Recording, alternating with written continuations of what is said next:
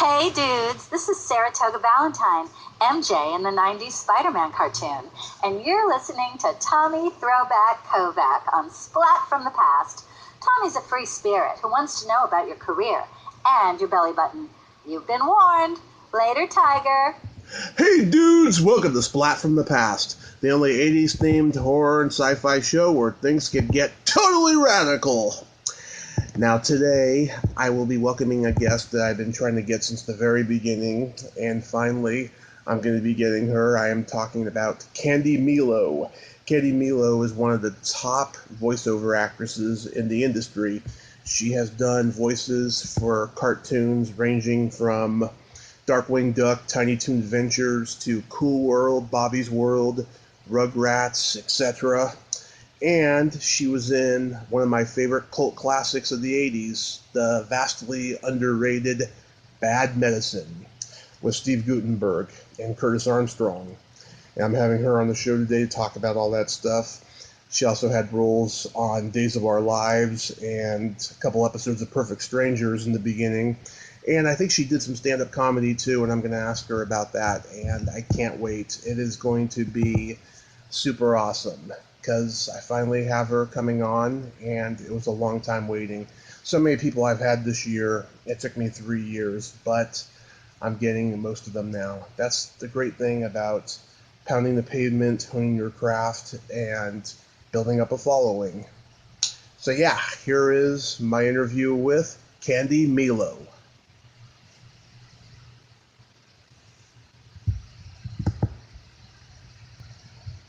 Great. First off, I'd like to say welcome to the show, Candi, and I hope you're doing well in this crazy time we're in.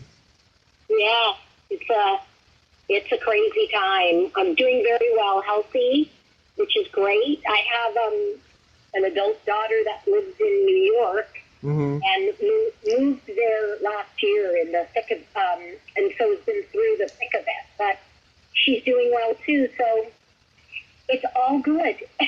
How are you? How's your health? Everything okay? Yeah, it's getting there. It could be better, but it could be much worse too. I'm just pounding away with my podcast. That's all I'm doing, and it's the only thing that's keeping me going. Yeah, I think it's really great. You know, I've seen some fun stuff on TikTok, and I've seen some really fun stuff on Instagram. So I love that we're all kind of keeping busy, you know? Yeah. Crazy busy. It's good. I think it's really good. I don't know. I think it's great. You know, I haven't delved into the TikTok world, but I'm kind of thinking of doing it. All I know about the TikTok world is that Trump hates it or something. That's all I know. Right. And it kind of makes me want to do it, because he does. Kind of makes me want to do it. You know, I just don't know how you ban an app. It's just so, I just think like it's so funny. I just think it's really funny. That's what makes me kind of want to do it more, because I don't know. I'm a rebel without a cause. Yeah, I have no idea. But, so going back in time, did you gravitate toward acting early on in your childhood? I did. You know, my father, who, if he were alive, was in show business. He'd be 103. So he was in vaudeville. And so I've grown up in a showbiz family. And I was on the stage at 3 with my dad when he was doing his club act in San Francisco. And I've just kind of always thought that this was my place in the world, if for a better, you know, just for a lack of a better expression. I have been doing musicals and things like that since I've been a little girl, and I've been in Los Angeles since 1979 or 80. Wow. Which is wild. Yeah. Isn't that crazy? Yeah. And I have all my cousins grew up in LA, but we were sort of cloistered here in I grew up in Northern California. But my dad, I was born in Palm Springs, in that area because my dad was opening for the Ames brothers in Vegas, and my mom was too pregnant to travel. So she stayed back. They had a motel of course they did, a crazy motel in Cathedral City. So I was born in Cathedral City, grew up in the Bay Area, just outside of San Francisco. Oh, that's where I'm from. Where are you from? I'm from San Mateo. Yay! I grew up in downtown San Jose, and then the last home my parents had in the Bay Area was Saratoga. Oh, wow. Yeah. And now, of course, you can't touch that area. It's insane. Oh, yeah.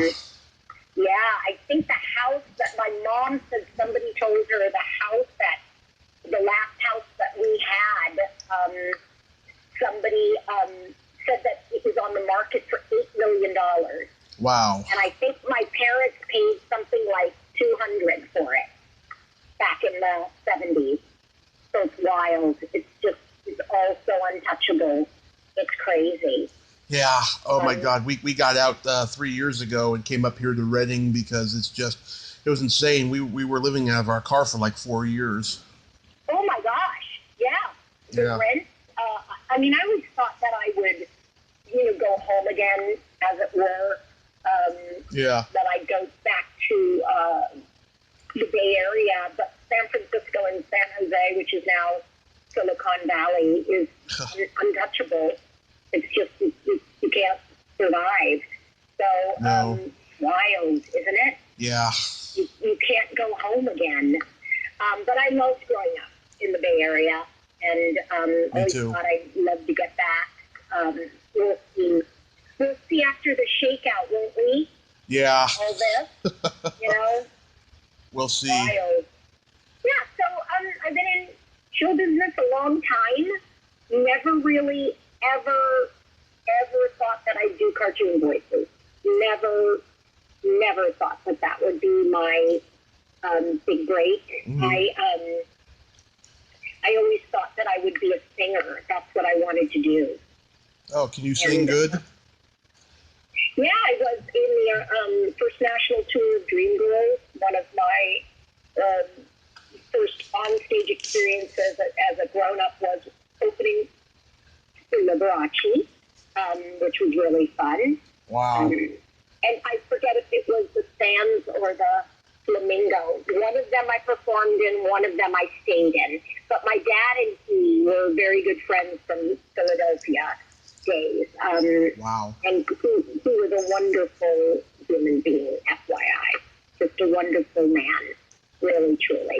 I can just imagine. A great guy. And it was really fun working with him. And, I did some stand-up, not very good at it, Yeah, I did stand up for 10 years in the Bay Area. Yeah, I just, everything I did, I sang. It was weird. So, I liked it. I liked performing, but I always thought everything that I did, I thought that I would end up singing. But all the characters in stand-up that I did had some sort of a song, which back in the 80s and the 90s was considered happy. You know, I grew up in L.A. comic world with Carrie Snow and Joanne Deering. I know Carrie. And yes, I know Carrie so well. And Taylor Negron and I had done some films together. Yep. And it was just it was a great time, but I stunk at it. I just really was not a good stand-up. I was not a very good stand-up. What year did you start doing it? I would say 85. Later. That was the way that you got noticed for film and television, because casting would come to see people perform. Right. So you did stand up whether or not you stunk at it. Yeah. So right? Right. You're like, oh, I know I'm really bad at this, but aren't I cute? Shouldn't I be like on Seinfeld?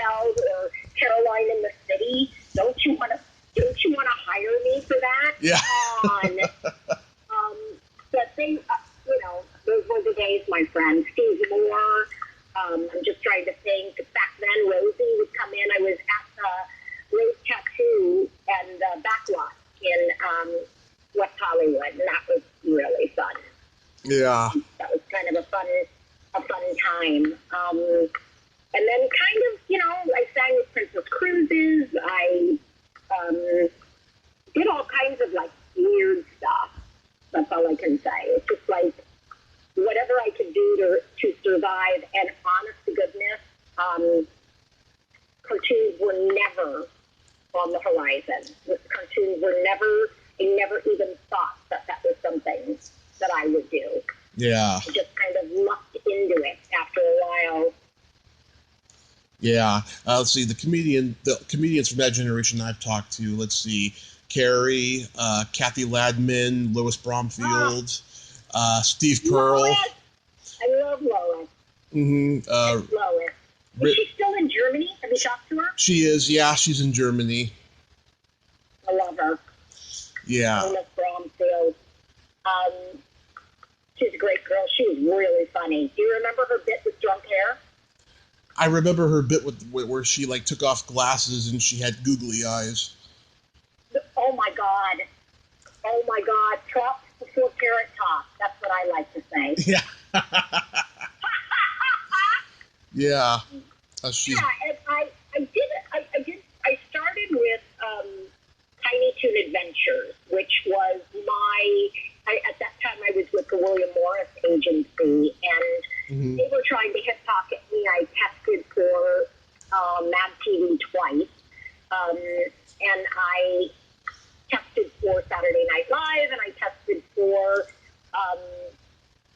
In Living Color, and just couldn't get on that kind of thing, and then went back into cartoons right after that, like in the mid-90s. So I started in like 87, 88 with Tiny Toons. It began airing in 89. Yeah. I took some time off, tried to do live stuff, and then like 95, 96, 97, I went back. I was doing a lot of commercials. Do you remember the old Mervyn's commercials? Yes. Yeah, that was me. Yeah. So I did that. I was doing a lot of commercials, but I had a young daughter, and I went through a divorce, and I just could not. I couldn't find anybody to watch her. So that's what kind of drove me back into cartoons, because they were only 4-hour sessions, and I could arrange that around her daycare, which was kind of fun. So and that's how it started. I've been doing it since like 97, I would say 97. That's how long I've been doing cartoons. How sad. Yeah. I am so old. Yeah. But in your stand-up, though, did you ever get on The Tonight Show? I will tell you how I got on The Tonight Show.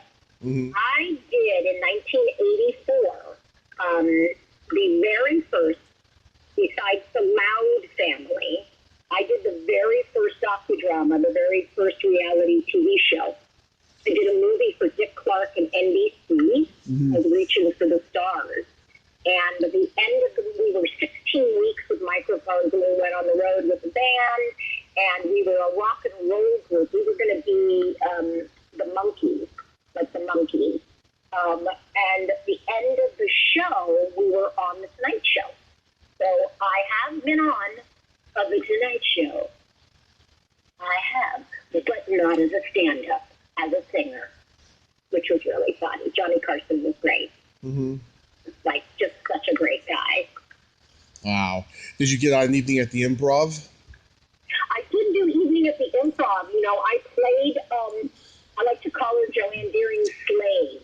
She took over and hosted, and I played the valet parker who parked her cars. And so the gig was that I would walk on with a large set of keys and tell her that I don't know which key goes to which car, but that I had an audition and that I needed to leave. And so we'd have like a mock argument about not being, and then she was like, you know, what if I just let you sing here? And then I sang a parody of Feelings called Felix. Oh, that's awesome. Yeah, it was pretty, I think it was pretty good. And it is kind of like 175 years old now, which is so funny. It's just an old bit that I think it's the old bit that will never die. Like, it will never die. I will be singing Felix for the rest of my days. Still makes the people laugh. Oh, that's awesome. Still makes someone, yeah. And I think being character-driven, the comedy today is so much more forgiving than it was back then. You know, back then it was really joke and, oh, I'm so put upon. And, yeah. you know, I have a really good friend, Susan Ware, who's a stand-up, who has a great line who says, I'm not very funny because my parents liked me. Mm-hmm. And that's what I say. I'm not very funny because my parents liked me, so I don't have a lot of childhood trauma. Oh, that's funny. Than normal childhood trauma. Oh, that's awesome. Did you study acting with any prominent teachers? I did. You know, I studied with Howard Fine, and I truly adored him. I loved the class because it was so difficult. It was just a tough, he was a very tough, exacting teacher. Prior to him, there was a wonderful director in the 50s and the 60s named Daniel Mann. Oh, yeah. Who, I'll Cry Tomorrow, Last Angry Man, Rose Tattoo, Come Back, Little Sheba. Yeah. Directed them both on stage and in Circle in the Square in New York. Willard. And I was in his class from the time I was about, 23, 24, until he passed away. Oh. He was kind of it was a really cool situation. I was really lucky to study with him, and I paid for class by being an assistant to his ex-wife, and they were best friends. And she was a literary agent.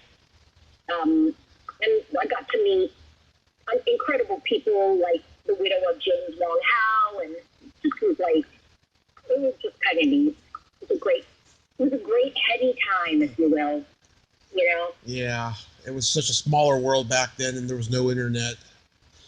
Yeah, you only knew what happened if you were in a circle to know what happened. So you had to have friends, and you know, which is weird, but you had to have friends. But I did love it. I studied with Danny, and then I just finished studying with Steppenwolf, a wonderful theater out in Chicago, yeah.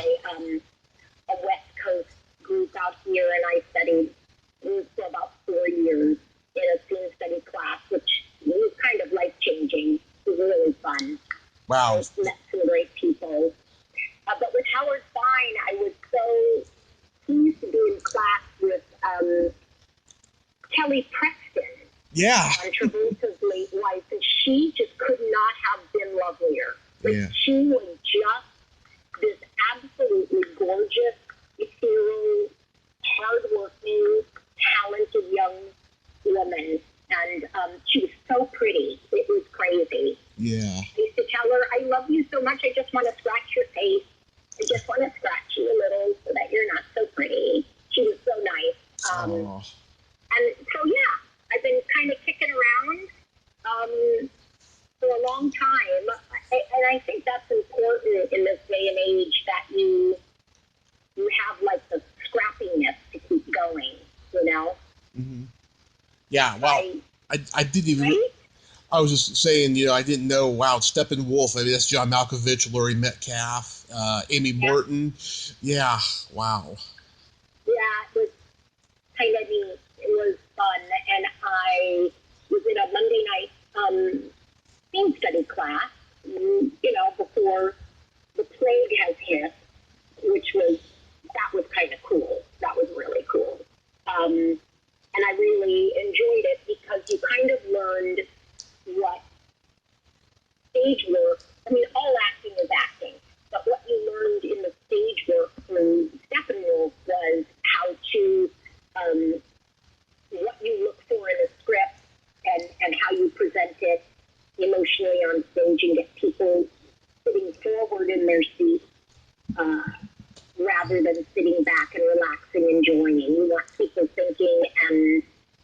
you know, thinking and being on the edge of their seat, as you will.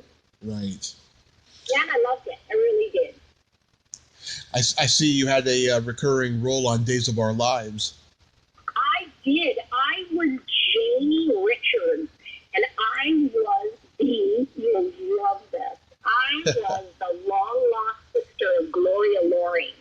And, of course, I played a singer on the show, which was wild. It was short-lived. And how you found out that you were off a show was when they gave you your script the night before. And then I discovered that I was dead. And that I would be dying the next day. And I'm like, wait, what? What? Yeah. Wow. Everybody. I loved it. I think I was on for 7 or 8 months, and I had never kind of seen money like that, like the availability of cash. Yeah. Everyone I've talked to who did soaps, they say it was just hard work. 50 pages of dialogue a day. You get fired if you stop because they don't stop. They don't stop. You have to be on your post. You have to be on it. Yeah. And I remember getting my scripts, and also when you were new on it, Tommy, if you were new on the show, you got made up last. And you got made up by an assistant. You didn't get made up by anybody, anybody fabulous. They only did the big lead. And I remember getting made up last. I remember just panicking with my lines, and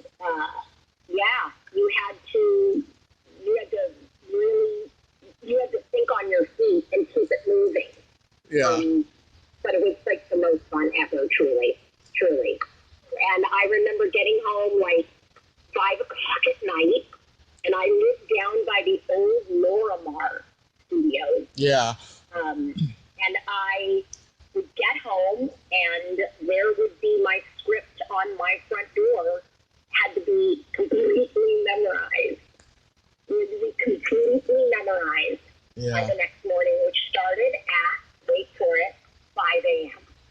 Oh, my God. So I would get my script, I'd get in bed, and wait for the morning and get up at 4 o'clock in the morning and go over my lines. It was wild. It was so wild. I was like, oh my God, this is crazy. So, but I loved it, yes, and the money was great. If you're into that sort of thing, Yeah. if you're into a lot of great money, it was really good. Not into it, it's not a big deal. I'm sure the money's not good anymore because I've heard that's just how low money is now in acting. Yeah. Well, I think that the streaming has really impacted the everyday actor's ability to earn, because what became the SAG minimum, what they call scale, is now the ceiling. Just because there's so many opportunities for them to, take amateurs. Yeah. For lack of a better word, and not to be rude, but they can take amateurs. And, we are, when YouTube has its own channel, Amazon has its own channel, everybody has their own work. It's really tough. It's just really tough. And even we see cartoons was the great place to get, making money in your pajamas, kind of a thing. And even then, it's really tough.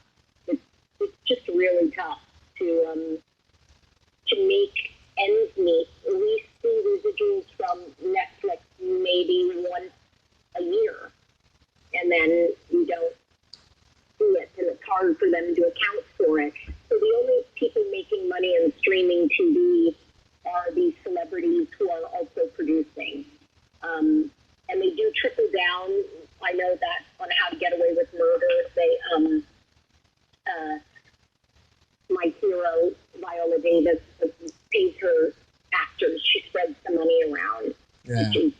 kind of great. So it's tough. And then from home, we've all become producer, director, cameraman. Yeah. So we're doing everything now at home, which is wild, but true. Yeah. Ever since I was 3 years old, you have stolen my heart as Maria in Bad Medicine. Oh my God! Can I tell you a great story? Of course. I knew you would love this. It's such a great story. So I was so thrilled to work with Alan Olga. Arkin. Alan Arkin. Arkin. Alan Olga. Yeah. So he met me, and he brought his son, and I'm not sure if it was Adam. Not sure which son he brought. So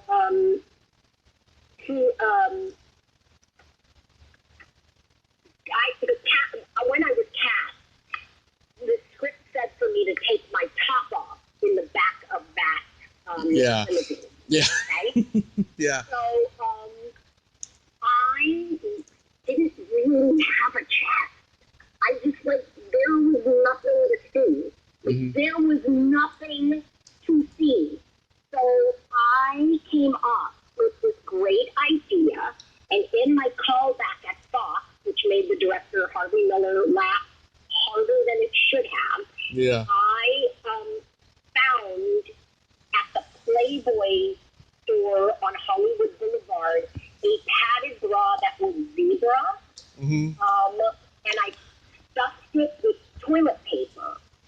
So when I went for my callback on the Fox lot, they died, and that's how I got it. Truly, that is how I got the job. Then you cut to me going to Spain, which is where we shot it. We were in makeup. Yeah. And I go into makeup with Alan Arkin and his son, and he won't look at me. And I think it was Adam, because he was really young. And he would not look at me. So I was like, okay, I don't know what else to say here, but I'm just going to do my thing, chicken wing. And and he watched the dailies every day. So that was the day that I was doing the limousine scene with Steve Gutenberg. Yeah. We were in the back seat, and we had to do that scene so many times because every time I lifted up my shirt, Steve Gutenberg would start laughing as hard as he possibly could because of the zebra brassiere. Yeah. So, and we did it so every time I lifted up my shirt, more toilet paper was coming out, and then makeup in Spain decided to put the rollers in my hair, which was also freaking hilarious. And so the next day, we're back in the makeup thing, but Alan Arkin's son looked at me, and Alan said, "Don't smile at her. She's not a nice girl." She thought that I was going to take my top off. And then the next day we go into makeup, and Alan is there, and he just says, "I have to apologize to you. That was the funniest thing I had ever seen. That was like Ann Mira level hilarious." And I was like, "Okay, you are so rude to me, and I'm like 20-something years old. I am going to forgive you because you just called me Ann Mira. So I am going to allow you to live." And that was actually I think the last time I saw him. I didn't interact with Bill Mason, but I did interact, and she's still a friend today, Julie Kaffner. Yeah. We were all, Taylor Negron became one of my really good friends. Yeah. And it was just kind of one of those, Julie Haggerty, Julie Kavner, Bill Macy, Alan Arkin, Gilbert. It was like, Yeah. it was insane. And it was just insane. But it was a strange ending. It was so very Harvey Miller to have right level ending. That was kind of the genre back then. Yeah. So that's what they did. So it didn't do like super well, but I just got a residual check, and that's 36 years ago that I did that film. 36 years ago. Yeah. 36 years ago I did that film. I read Curtis Armstrong's book. He said that Alan Arkin fought with Harvey Miller every day, and he saw some pretty bad stuff. Yeah, they did. They fought every day. Yeah. Every single day. Well, you know, you have an idea of how it should go, and you're following a line, and then Harvey, you know, just had a different idea. You know, I don't know what else to say. He had a different idea of how he wanted to do stuff. Yeah. You know, and there's nothing you can do about that. It isn't my show. You just tried to be as funny as you possibly could. And that's all you can do, you know? As terrible as that sounds, that's all you can do is do what it is that you do. But I enjoyed working with him because he believed in me, but yes, they fought. And that's probably why he was so rude to me. Yeah. He was like, oh my God, they brought in this hooker. Yeah. That's what she was. She was a pirate hooker. Right? And he was like, who is this woman? And I thought, it's me, and I'm 24 years old. Leave me alone. 23, I think I was. We did in 84, 85. But I thought Alan Arkin was wonderful and ended up being very kind, which is so cute. I just really enjoyed him as a human being, and he was drop dead funny. But you know, Harvey Miller had his ideas. That's all I can say. You know, he knew what he wanted to do, and there was no going back. I listen to Gilbert Gottfried's podcast every Monday, and last month he had Julie Haggerty on, and then a couple weeks later Alan Arkin was on, and they talked about the movie. And Gilbert said there was one night where they were all, the whole cast was having dinner at this Mexican restaurant, and Gilbert was making fun of Julie's voice, like when she was ordering. Julie Haggerty. Hi. Yes. Yeah. Real. That's what's so bizarre. It was real. Yeah. I talked to Robert Romanus last year. He's a great guy. Oh my God! And you know, he was so famous for. My earbuds are dying, so I'm going to switch over to Fast Times. Here we go. And you know, Robbie was so great. Everybody, and I think they did comic connected on Facebook. I mean, on Twitter, not on any other social media. Yeah. I would love to talk to Gilbert Gottfried because all our teams were together, which was so great. We did, you know, he has to look in the bad medicine. He looks in the car and sees us. He doesn't see us in the back seat because they're mirrored. Yeah. The mirrored windows. It was all such great gags, you know?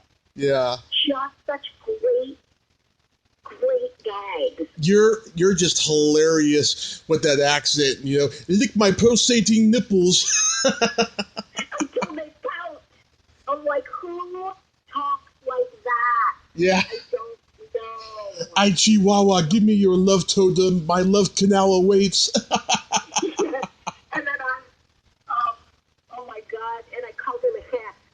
Yeah. Instead of Jeff. Oh my God, we had so much fun. That was my first time out of the country. Yeah. It was like, and everybody, I flew TWA. I'll never forget this. And all the students, which they were called back then, were so nice. Yeah. They were so excited for me that I walked off with all of these, all this crap. Like I had, you know, blankets, and I had everything that said TWA, and they gave me like giant bags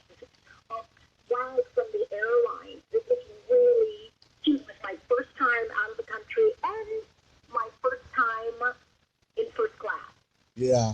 So it was like the most amazing time ever. And I got to hand it to Harvey. He did a great job. It just was, they never let him direct before. He wrote Private Benjamin but didn't direct it. And I think this just was all like way too much. And he was in love with his story.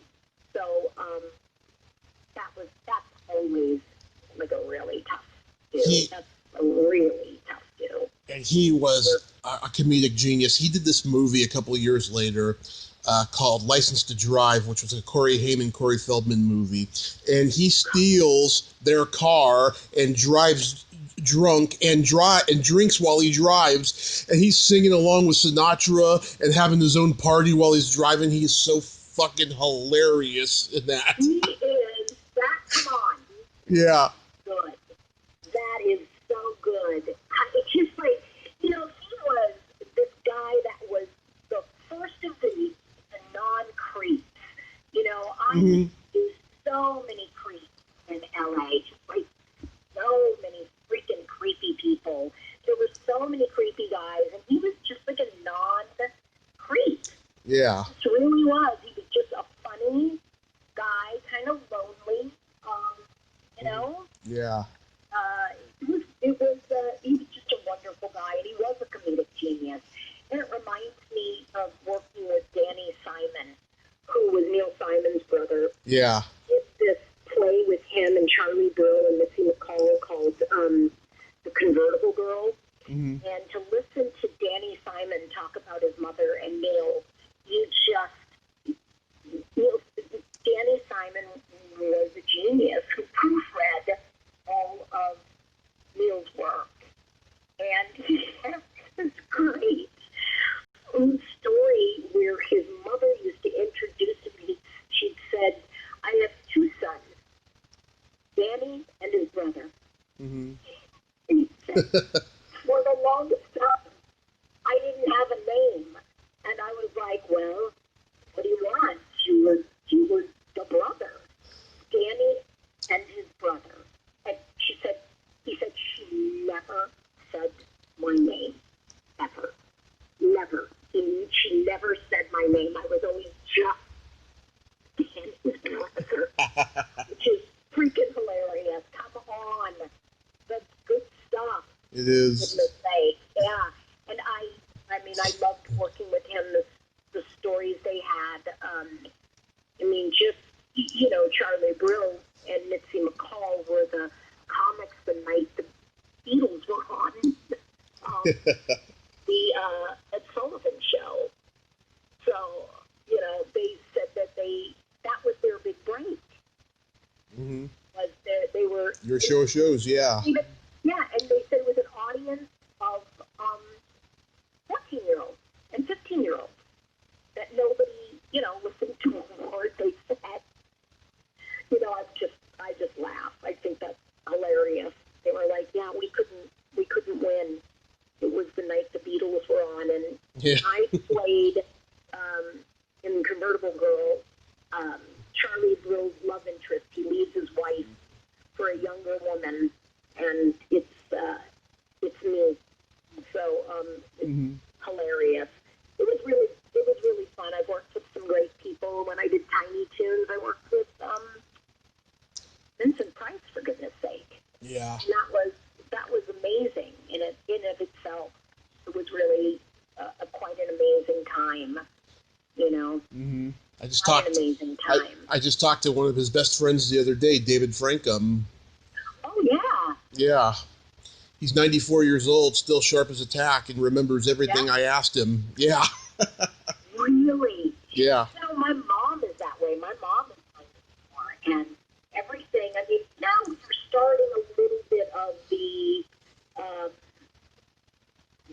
the everything is yesterday, but she's as sharp. She remembers my dad was Keely Smith and Louis' opening act. That's what he did. When they were singers, he was the comic, and when they were comics, he was the singer. And it was just wild to hear these stories from my mom, like it was yesterday. 1950 was like, oh, and we hit snowstorms and silly, and Keely was so funny, and blah, blah, blah, blah, blah, and they would drink, and I was like, wow, this is just amazing, you know? Yeah. Really, truly amazing, and it was so great because I have to tell you, the surprise came in to do, we did, in Tiny Toons, we did The Raven. Mm-hmm. And so all my character ever said was, nevermore, nevermore, nevermore. And he walked in with that deep voice and he went, hello. And I thought, oh, this is like really super great. And he said, he then sat down and he smoked the entire time, and he was on an oxygen tank. And I remember all of them in the booth kind of looking at me like, I hope you don't explode. You don't explode.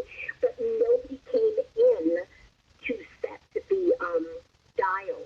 Yeah. He wanted to do it because they were like, good luck. And I thought, wait, please, God, don't leave me here. This is horrible. So, yes, Vincent Price on an oxygen tank smoking. But he was, come on, he was so wonderful. Yeah, he was. So wonderful. Just what an amazing talent. What an amazing talent. Mm-hmm. And what an honor. And I only worked once with Bo Blank. You know, that was another kind of a crazy thing. Right towards the end of his life. And then his son took over because he was, you know, not older and not well. So it was really fun to work with him. That was just always a great show to work on. You never knew who was coming in, and it launched really, truly the careers of some of the best. John Cassier. Oh my God, yeah. Yeah, he's a great guy. I've had him on. He's wonderful. He is like really crazily talented. Yeah. Crazily talented. Tress McNeil. Oh. Paulson was kind of an extra voice. He did a great impression of Arnold Schwarzenegger. And so he did this, like, Doberman Pinscher on the show, and then went on to have an amazing career. Yeah, it's been kind of a really fun time.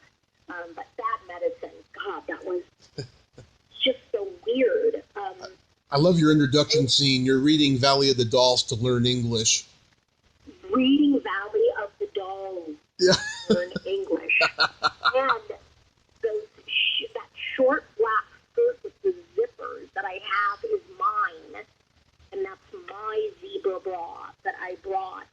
And I'm trying to think, it wasn't Theone Aldridge, it was really a famous wardrobe person that Harvey had. And the stuff that they brought for me was hilarious. Every time I had a scene, it was Rita somebody. Oh, I can't think. Yeah. Rita somebody. And every I had a scene, I had a different color bra with toilet paper in it. Mm-hmm. And just in case, she said, just in case you feel like taking your top off. I was like, I just don't have any chest whatsoever. There's nothing here. I left my boobs in America. I don't have a chest. But I was always ready to, but they, and that actually there was a second makeout scene that they ended up cutting because I think they've got it, we shot out of sequence, so we've got the first one, and it was so damn funny. And he didn't want to, like, do a drive over. He didn't want to drive over it and flat yet. But I will never forget Al Larkin telling his son, don't talk to her, she's not a nice girl. And I thought, my first thing was like, oh, I'm so hurt. My second thing was like, fuck you. Yeah. I couldn't say that because I couldn't say that. Yeah. I just couldn't.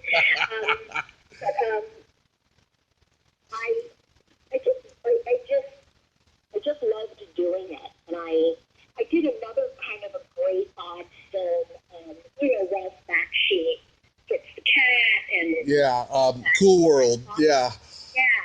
I did Cool World, and I did like 10 or 12 voices in that, and that was like another sort of a Harvey Miller, odd, wonderfully talented offbeat director. Ralph Bakshi was. I'm trying to get him, yeah. He was a frickin' joy, and people had problems with him, and I would imagine that they did because he didn't brook fools. Like he would play around if you weren't on your shit. Yeah. He would tell you. He would literally he would yell and scream and get you off the set. He was, we did that movie, and all the set was painted by graffiti artists. Like, he was so far ahead of his time. And me and a guy named Pat Penny, whom I adore, Pat Penny sings the theme song to SpongeBob. Mm-hmm. So Pat Penny gets a residual for singing the theme song for SpongeBob for the 20 years that it's been on. Talk about a great frickin' payday. Who's in it? That's under the sea, SpongeBob. That's him. So he and I did Cool World. We did a bunch of voices, but we threw voices on the set. Mm-hmm. So I worked with a very young Brad Pitt and Gabriel Byrne and Kim Basinger, but Brad Pitt was the nicest guy on the planet, and I was 8 months pregnant, and he was so kind and so sweet, and talked even back then of just wanting kids. That's all he wanted. Yeah. Like, I would have a dozen. I wanted to say, wait, they're coming, your dozen children. Hang on. But he could not have been a lovelier young man. And then when he married Jennifer Aniston, yeah. people think that I am so weird, but it's true. I remember saying to somebody, if she doesn't pop out some kids, she's going to lose them. Yeah. This guy wants children. I know, I was pregnant, I was on the set. This young man wants children, you better pop out some kids. And I knew that at that time in her life, she didn't want to do that, or maybe she couldn't, but she was not up for doing that. And then when I saw that he had a fling with Angelina Jolie, and then she was pregnant, and I was like, oh no, he's going to marry her because he wants kids. Yeah. They're going to be together. But he kept touching my stomach, and he just was like a natural born father. Yeah. I swear to you, in all the best, kindest, not weird, not strange, not creepy at all. Yeah. Not at all. The loveliest. And Gabriel Byrne was with Ellen Barkin, and I think Ellen Barkin was also pregnant. We were pregnant at the same time, and she is my idol. Mm-hmm. That's who I adore, besides my Viola Davis, who is my queen. Yeah. Ellen Barkin is like everything that I want to be when I grow up. Honest to goodness. And she was so beautiful with her crooked smile. She was just amazing. And Ralph Bakshi was just like this wonderful, strange, fabulous man. I sure loved him. I mean, I sure do. We are friends on Facebook, but he's not super active. Yeah. Otherwise, I would have had him. Yeah. And I think his son, Mark, runs his account. But I do love him, and he gave me a big break when, I just did all the plural voices and then some. Yeah. A really great guy. I remember you did a couple episodes of Perfect Strangers. I did do a couple of episodes. I did also Empty Nest. Yep. And I did also a Perfect Strangers, Empty Nest, and I got my start on Give Me a Break. I've been trying to get the girls on that show on here and stuff, and they all don't want to do it. Yeah, I think there's a part of them that just would like to put it behind, which I think is strange because, they worked with a superstar in Mel Carter, a superstar. Yeah. And I'll tell you, of course, I have a great story. Mm-hmm. You hear it? Mm-hmm. So I started as an extra, and we did a dance scene in a nightclub, and my cousin was the assistant stage manager on there, and that's how I got to be an extra. And my dance partner, in the the cocktail party, and we were all like dancing, and my dance partner is now my agent, Peter Verano. We were together, and we cut to 40 some odd years later, 40 years, and I'm now his client, and but one of the things that was said to us when we were extras is do not go up to Mel Carter. So what did I hear? I heard, please go up and introduce yourself, say hello, ask for an autograph, kiss her on the cheek and tell her she's your favorite person, and then imitate her. Yeah. That's what I heard, with my cousin saying to all of us, under no circumstances, Right. don't go near her. So there was a break, and I walked right up to her. I said, I love you so much. I have seen you in everything. You are a huge star. And then I imitated her. I went, no wonder rock me out of myself. And she was like, little girl. And she gave me a kiss. And then the producers were like, first they were horrified, and then they saw that she loved me. And then I got to be the babysitter. Randy, I can't remember Randy's last name. Randy person. Do you remember? No. I was thinking about somebody else. Never mind. Oh, I can't remember. He was married to Roz Kind, Barbara Streisand's sister, and he came up to me and was like, the producers want to talk to you, and they need to see you. And I was like, oh, shit. So I thought, oh, they're going to fire me, and I was supposed to have one more day's worth of work. And they walked up, and they just said, just stand there, and can you part your hair down the back and hold it in pigtails? I was like, okay, this is really weird. And they had to see whether or not I looked young enough to play a babysitter. And so I played the girl's babysitter on Give the Break. And then I got to talk to Mel Carter every day. Do not speak to her under any circumstances. Okay, I won't, but I will. But I will, and I did, and it all worked out just swimmingly fine. It was all fine. It was so great. And I did. I absolutely loved doing Perfect Strangers.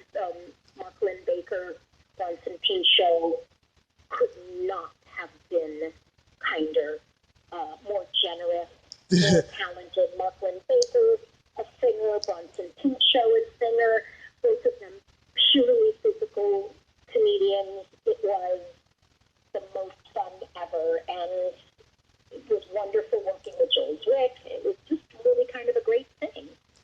Yeah. Did you know that was originally a Louis Anderson sitcom? I did not know that. Yes. After he did Rodney Dangerfield's Young Comedian special, he got a development deal, and he came up with this idea of being a journalist who's unhappy, and he learns about life when his immigrant cousin comes to live with him. And they shot the pilot. Him and Bronson Pinchot did not have chemistry, but they lied to him and said the show was not going to get picked up, but they just replaced him with Mark Lindbaker. Oh, my goodness. And he says that was like one of the hardest lessons of show business for him. I think he attempted to sue them, but it didn't work out. But he felt really bad about that. Yeah. I'm sure it hurt him, and whenever anybody talks about him having a bad attitude or he was tough to get along with, and I said, if you walked a mile in Louis Anderson's shoes, this is a guy that had been around forever and just kept getting screwed out of stuff, came up with ideas that people's soul. Abusive childhood, yeah, that Yeah, too. I think so. I think that he's just was this enigma, and he was so talented and so funny. And I think, if anybody wants to put him down, walk a mile in his shoes, create like he created, and then pop off, as it were. Yeah. Yeah. Yeah, the Empty Nest you mentioned. Yeah, I've had Park Overall on here a couple times. She's awesome. She is amazing, and I went on the show when I didn't take her place. What they did was they rewrote something for me. They rewrote her character because she was on her husband or her boyfriend's motorcycle. Yeah. And she broke her leg or did something. It was pretty bad. And I kind of replaced her. I didn't. They just made another nurse. Yeah. And so I was on it. I think I did 3 episodes. Either I did 2 episodes of that and 3 of Knots Landing, or vice versa. But I remember being on the show and was so sad not to meet her. Yeah. Like, she was my hands down at that time favorite comedic actress. She reminded me of Chrissy Cavanaugh. She was just that raw, kind of funny country from Smart Sunny. And then they decided that Park was not going to come back, and they offered me a contract, and then Richard died. Oh. The show died. That's sad. It was like, are you going to rewrite him, or so this is over then, right? Or are you going to put somebody else in?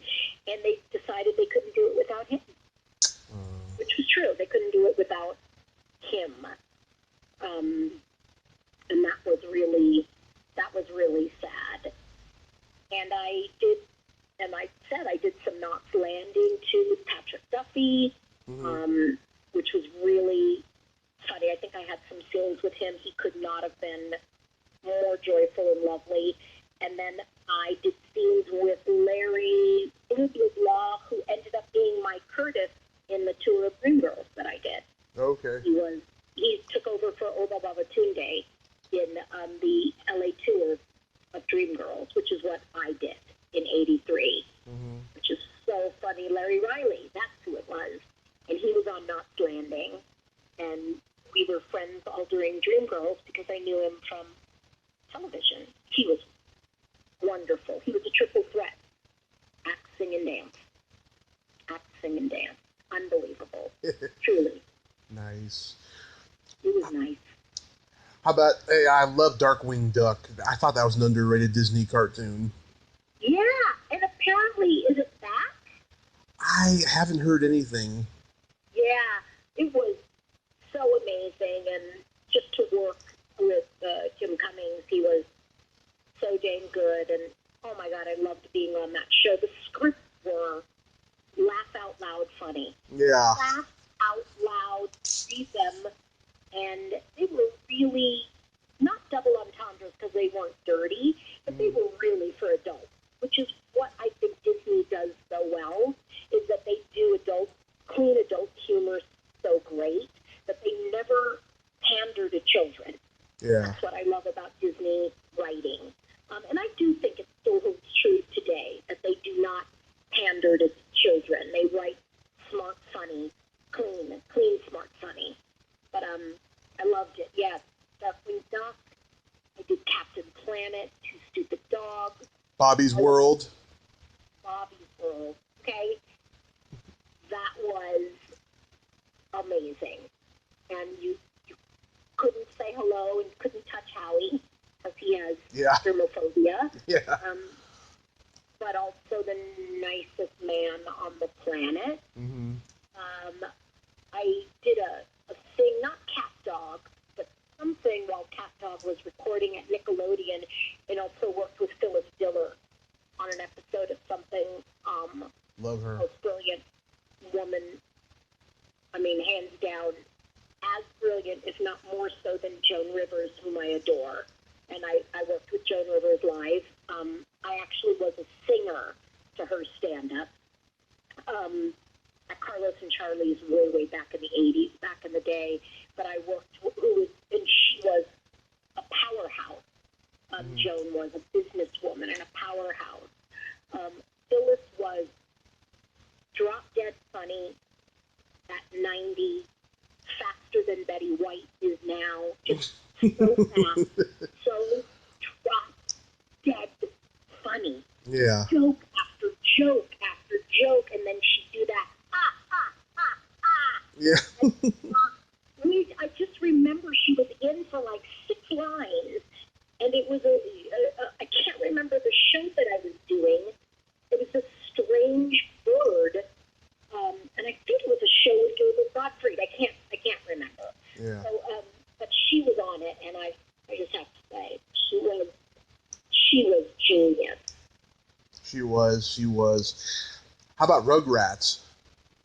Rugrats was really fun. That was a strange thing. I did a couple of episodes, and then I sounded like a non-Southern version of Chrissy Cavanaugh back in the day. I'm sure if Chrissy was still alive today, we'd have the same voice print, but hers had a Southern twang to it. And we did, when she quit show business, I took over for Chucky, and I had done a couple of video games, and then I had done All Grown Up as Chucky, and then Nickelodeon decided they wanted to put Nancy Cartwright in the role because she was a celebrity person, and I didn't do it, and it was so funny because I was so sad, and I was like, I hate everybody, and I will never watch the show again, and I never did.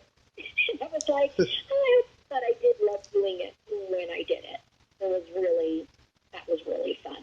That's an amazing, I was really lucky to have the opportunity to do that. Just a great time. And again, the writing was so amazing. The writing was just phenomenal. Smart, funny. That's Klasky Chupo, Arlene Klasky and Gabor Chupo. They're just so good at what they do. Really, truly, just really good at what they do. Yeah, I've met E.G. Daily. She's a sweetheart, and she is Dottie. Come on. Yep. Come on, I just talked. Dottie, for God's sake. I just talked to Francis a little while ago. You did not? Did you really? Yeah, and I talked to Mickey on Friday. Oh my God. Oh my God. Well, E.G. went to high school with my cousin, and they were like, they loved her. They were like, we knew she would be a huge superstar. She was the sweetest girl ever. She was the nicest person. She was always loving and giving. And I was like, it's part of the reason that I like doing cartoons. That's, that's the kind of people that you meet, as it were, They are, I'm lucky, they're amazing people in what I do, and not a lot of creep factor, which is really awesome. And I love doing it. I would never, ever have a chance to be in a situation where I worked with E.G. or considered her a friend, I remember going to the Roxy to see the first Pee Wee Herman show. Yeah.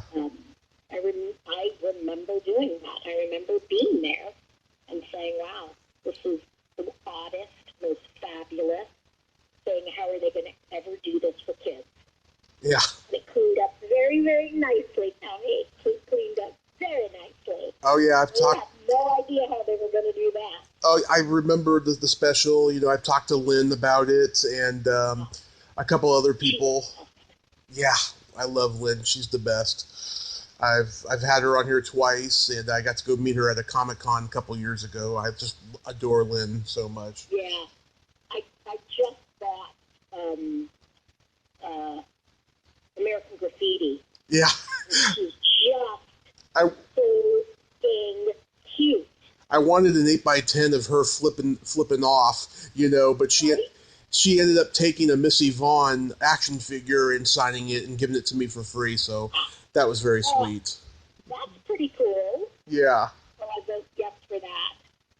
Yeah, she is a doll, and through cartoons, who else have I met? Mindy Sterling. I had Mindy on. Yeah. Comedic idol, Yeah. It's so great. It's so great. She's very interesting. I got kind of a weird vibe from her, though, because I was bringing up a lot of groundlings that I've interviewed and stuff. She sounded like I don't know, that she maybe holds a little bit of resentment towards them because they weren't that nice to her when she was coming up or something. I don't know, but it was weird. Yeah, a lot of people I've noticed from doing this podcast. A lot of people, they pay their dues and they get to a certain level and they just won't let go of things. Yeah. Yeah, and that is, and I also think you really have to understand the fan idea, like what you want to talk about and what fans are, and they're fans of these things that we as actors were a part of. Right. I think somebody like a Mindy might get spooked and think, no,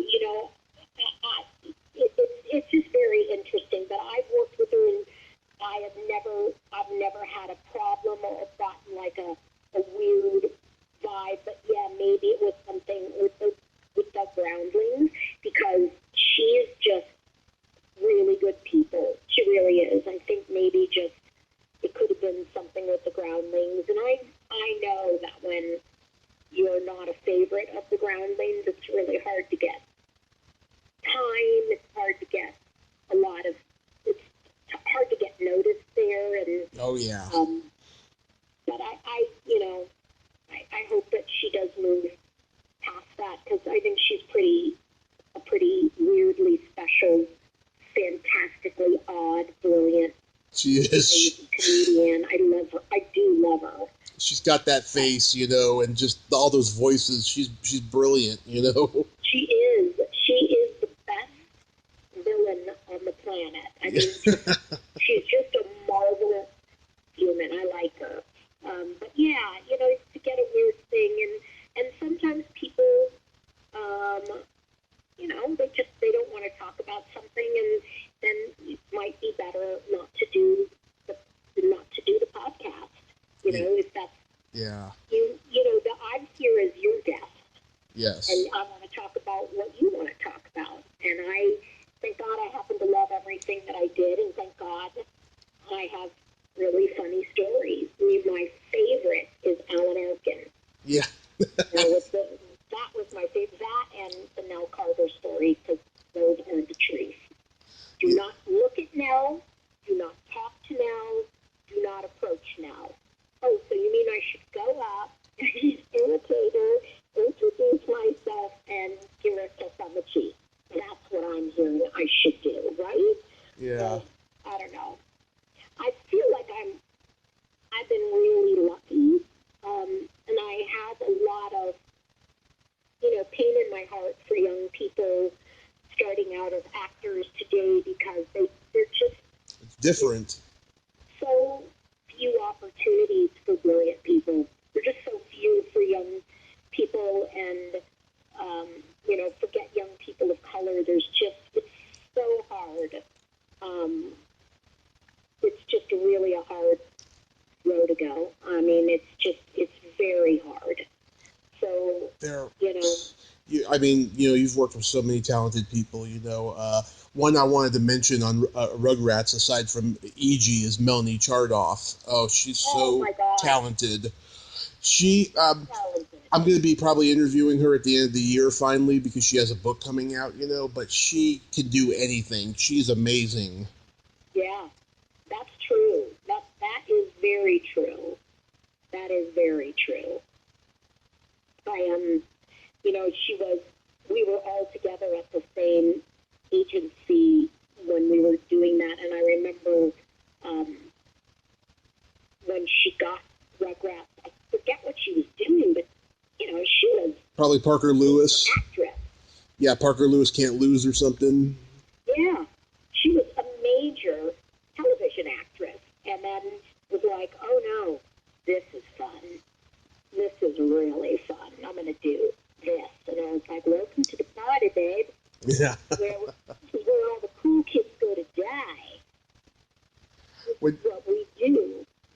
When you did the Garfield show in 2008, Frank Welker was Garfield, but in your travels of voiceover, did you ever meet Lorenzo Music? I did not. He was gone before Mark Evanier does those and writes them and directs them, and it's his hand. He's a genius. It's his hand all over them. And he was best friends with Lorenzo, and I, unfortunately, missed my time. I didn't know Mark, and he didn't know me at that time. Mm-hmm. So I wish that I did, but I think when the first incarnation of Garfield was going on, I was not really right. My comedy was not right for that show. And also, they were set. They had a bunch of great women who did all the voices for the women, and great men, and Lorenzo, and Frank Welker, and everybody else, you know. Yeah. They were marvelous. Because I think Frank Welker did John to Lorenzo's Garfield. I'm not sure. And then Greg Berger came in and did Garfield, and Wally Wingert was John. Right. By the time that I came in. But again, Mark is a brilliant script writer, and I feel lucky to have been on that. He's really great. He's got a great podcast, or a great newsletter, I should say, not a podcast. He does a really great newsletter, News from Me, which is Mark Evanier, but it's News from Me. It's really great. It's very clever. Nice. Gets a little political. Right at date. In my podcast guest appearances, I try not to get too political so that I don't have an aneurysm. Yeah, that's a good one. Yeah, but it's true. It's like my doctor said, you have got to stop. So I'm like totally limited. That's why it was so hard. You were like, do you want to do this? I'm like, I am only allowed to check in on these things for 10 minutes a day. And I cheated, which is how I saw your phone number, but I was so busy cheating that I wrote it down wrong. I was late coming to your daily podcast. Sorry. Just 5 minutes or whatever it was. It's okay. I'm sorry. It's okay. But do you have anything going on when in terms of voiceover when COVID is going on? I am. I'm working. I built a studio. I'm doing Granny's voice in the new Looney Tunes. I'm on another super cute show called Pine and the Puppies, which is a little tiny kids show, which is the cutest ever, real kids' voices, which is very cute. And I wrote a book called Surviving the Odd, which is a memoir that I am in the process of trying to find representation for. So just kind of voiceover is going well. It was really worth it for me to build the studio. Really worth it for me, because I am recording from home, and I'm able to stay safe. I know that everybody's talking about, we're all ready to go back to work, but yeah, folks, it's airborne, and a virus needs a host. So let's just usher this thing out the door, for goodness sakes. So yes, I am still working, and so far, knock wood on my head, all is well. I'm really lucky. Oh, that's good. I built a studio, put it all on a credit card, and and hopefully within the next millennium we'll be able to pay it off. Yeah. we live in this era now where you could be on a yacht in the Caribbean and record a voiceover. It's amazing. It is. It is really all about, in this day and age, it is all about sounding like you are in the studio. Yeah. So that means figuring out where you mostly record and then asking them which mic they buy, which mic they record you on. And I record a lot at friends' studios, so they have a list of, you're on a Neumann, TLR, blah, blah, blah, blah, blah. And I'm like, well, thank you. I think I would buy that microphone. And, of course, during COVID, they were out and they were backlogged. So that was another fun time in the life of Candi Milo, trying to find a microphone. But it was worth it. And I've been kind of up and running since the 1st of April. Oh. I've been recording. I've probably done 10 sessions, 12 sessions, a dozen sessions from home. And do I like it? It's okay. I miss my friends. I miss laughing. And I really want that to happen again. Mm-hmm. I really do. And I just don't know when. I don't know when we can do it. I don't know when it's safe. I guess when they say it's safe to go indoors again, Yeah.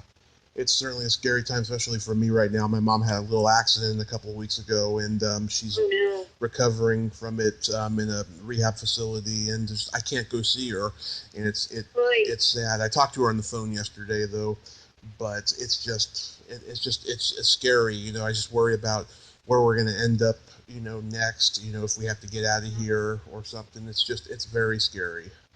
Yeah, and that's a real. People kid about it, but that's a real thing. People are saying keep your bags packed and keep your passport set, although no one wants us. But I weep for you, for your mom. My mom is 94 as well, and if something happened to her, I wouldn't be able to see her. She has diabetes, so she had leg ulcers, and she was hospitalized. Thank goodness they took care of her. Mm-hmm. But, none of us could see her. None of my siblings or I could see her. It was really scary. And I don't know where we go from here. It's a really simple thing. It's a mask. And I guess it's too much for some people to do. But, there's no way we can get others to care about us. There's no way to do it. You either have that gene or you don't, Absolutely. It's terrible. I'm sorry about your mom. I'll be thinking of you and her and sending you always my best. Again, I'm so sorry. Thank you. Yes. Oh, God, it's terrible. I had an accident 5 years ago, and I spent 30 days in a coma. Oh, my God. Yeah. I had no idea. Yeah. And I woke up on her birthday, and it was a very spiritual, just mystic experience, and it gave me a lot of revaluation about my life, and I wouldn't be talking to you right now if I hadn't, because I was just scared for a long time to do what I really loved, and I discovered the podcast world, just before the accident, and I've been so lucky with all the great people I've gotten to talk to that I grew up watching.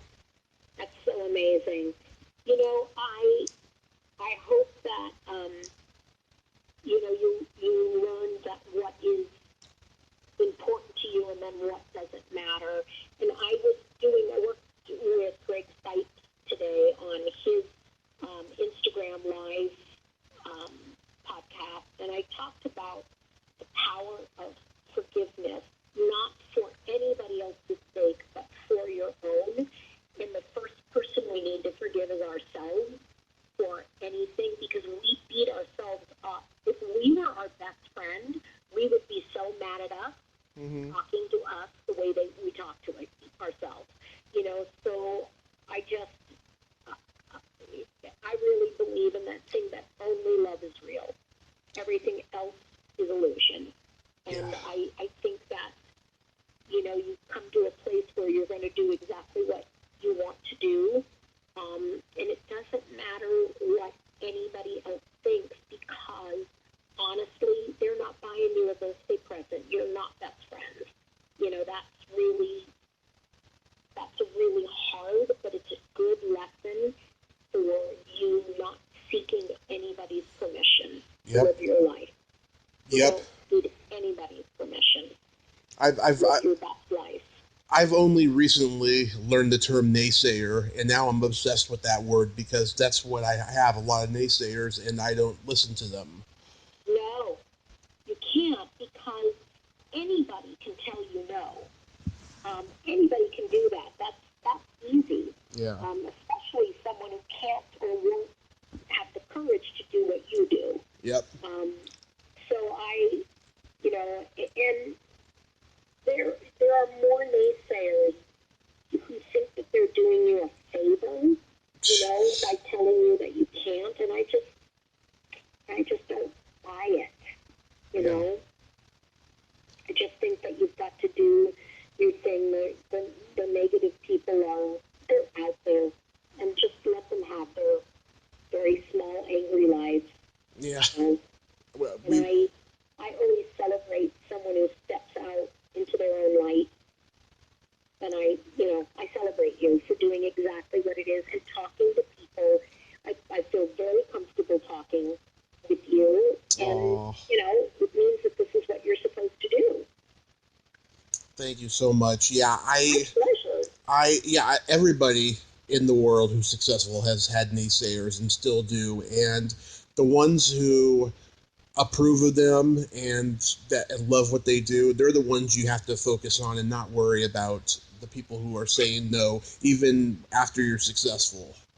Yeah, because, they either want credit or, they're telling you their story. I remember when I was little, I was a very bright student, and I had skipped grades. And I remember telling my dad that I wanted to be in show business. Mm-hmm. And he said, no, you have a big brain. You're not going to do this. Show business is for stupid people. And I thought, well, I'm going to ask you again every day until I get the answer that I want. Mm-hmm. And it was so funny. And I listened to my dad, and it was my father worried for me based on his experience of women in show business. Mm-hmm. So he was like, oh, it's bad, and it's this and that. And I'm like, I have a feeling that's not my path, Dad. I have a feeling that was your path. Right. My path is different. But, so I just think that people would like to say no because they...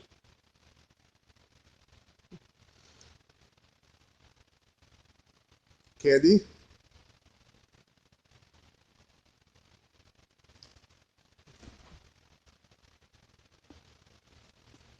Yeah, so just ignore all those bad people and focus on the good people is basically what I was saying. Yeah, and I completely agree. And the good people you have to hunt for. You really do.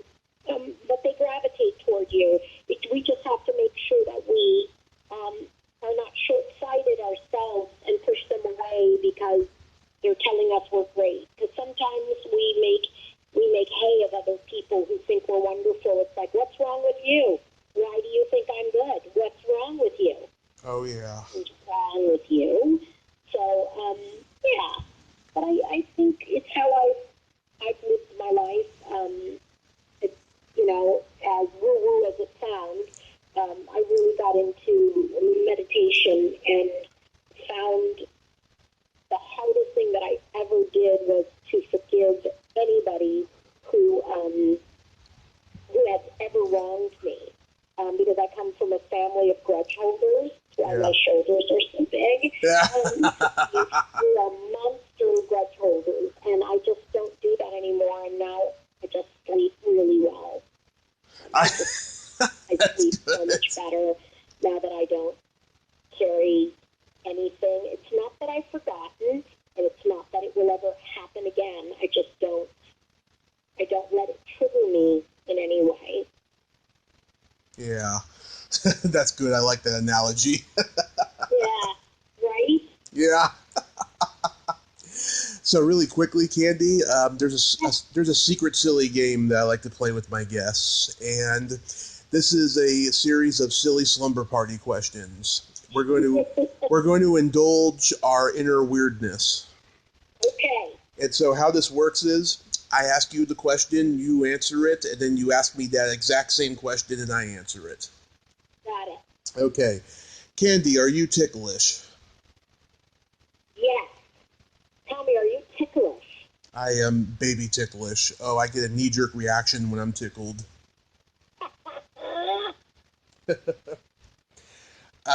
Is your belly button an innie or an outie? My belly button is an innie, and you cannot touch my belly button. It's like choking me. There's some you can't touch it. It's sensitive? Right. Tommy, is your belly button an innie or an outie? It's a deep innie. But why is it like suffocating you? Is it sensitive? Yes, and so I cannot even touch it. Wow, that's interesting. Wild. It must have been very difficult during your pregnancy. Very, very. Wow. The ultrasound over it, and I was like, "Don't touch my belly button! Don't! I can't stand it." Weird. Yeah. Very strange. What color are your toenails painted? My toenails right now are usually blue, but they're not painted because right before COVID started, I had an operation on my foot. Oh. On both feet, actually, one at a time. And so for a year, they can't be painted. Oh, wow. That's torture. But at least they'll save you some money.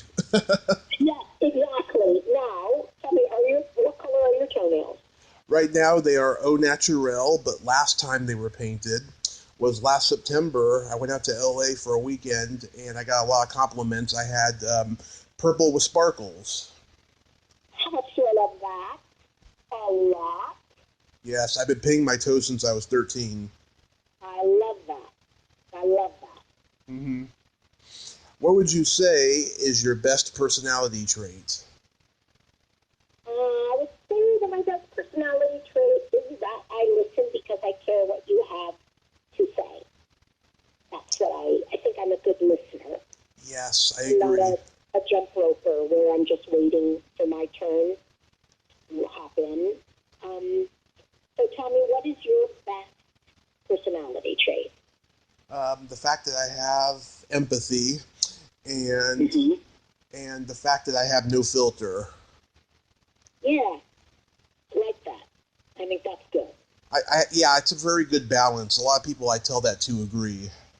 Yeah, it's a good balance. And then my favorite question is there a stinky smell that just makes you gag? Oh my God. I don't know. Being a mom, you have every smell on the planet. Yeah. Nothing ever made me gag. I think that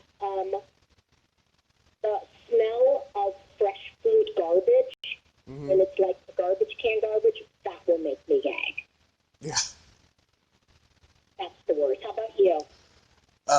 Okay, so going back to being a parent again, I've heard from a lot of people this does not affect them, and it's either farts or feet.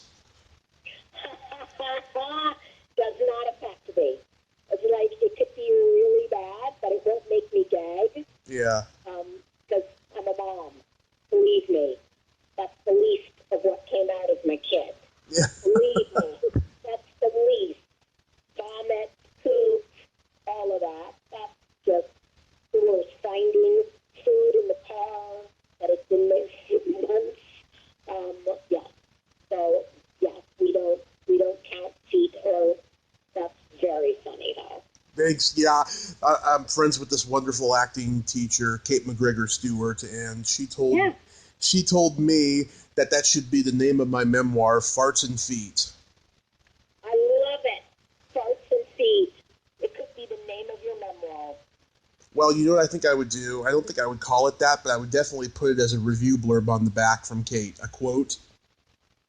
You know? I think that could be great. Yes. I think I'm going to do that. That's so wonderful. That is so wonderful. I love it. Yes. And I love talking to you, Candi, and I thank you so much for coming on today. It is so my pleasure. Thank you for thinking of me. I love that we love the same things. I love that we like a lot of the same things that make us laugh. Yes. You have a great rest of your time. I'm going to say a little prayer for your mom. Aww. And I just want you to be as safe as you possibly can. We will get through this. Thank you so much, Candi. Yes, and please take care of yourself because we need you. Thank you, my sweet, sweet friend. Have a beautiful day, and I will see you on the social media. Yes, on the social media. Have a great day. Thank you, Tommy. Bye. Okay, bye-bye. Well, there you have it. Candi Milo. Ain't she a sweetheart? Oh, what a wonderful lady. Very humble, hilariously funny, great stories. Oh, you can't get any better than Candi Milo, or Milo. I forgot to clarify how her last name is pronounced. Milo or Milo. I heard her say Milo, but I've heard it also Milo. Oh well. If you like this video, everyone, please subscribe to my YouTube channel. Add me as a friend on Facebook. Join my Tommy Kovac comedian page on Facebook. Follow me on Twitter and Instagram and all that fun stuff. Well, that's all the time we have this week on Splat from the Past. Until next time, this is Tommy Throwback Kovac saying, there's no shame in living in the past, because the present sucks. Later, dudes!